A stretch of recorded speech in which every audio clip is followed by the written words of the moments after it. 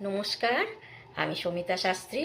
আজকে আবার আপনাদের কাছে এলাম একটা বিশেষ বিষয় নিয়ে আলোচনা করতে। খুবই গুরুত্বপূর্ণ তথ্য, যেটা আপনাদের দৈনন্দিন জীবনে অনেক কাজে লাগবে।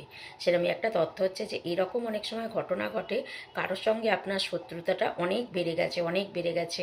এবার মানে এরকম একটা পর্যায়ে গেছে যে সেই শত্রু হয়তো আপনাকে যে কোনো মুহূর্তে মার্ডার করে দিতে পারে, যে কোনো জায়গাতে বা যে কোনোভাবেই হোক।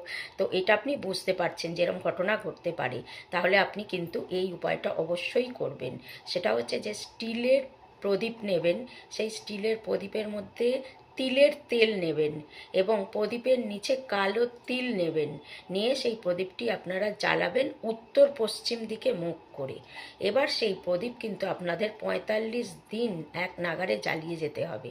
এই যদি আপনারা করতে পারেন, শত্রু আপনাকে দেখে ভয় পাবে। তখন শত্রুর কিন্তু মানসিকতাটা চেঞ্জ হয়ে যাবে, যে এনাকে মারাটা ঠিক হবে না, বা যে কোনো কিছু একটা হবে যার জন্য শত্রুর কিন্তু আর আপনাকে মার্ডার করতে পারবে না। তো আপনি এই নিয়ম অবশ্যই পালন করুন। ভালো থাকুন, সুস্থ থাকুন।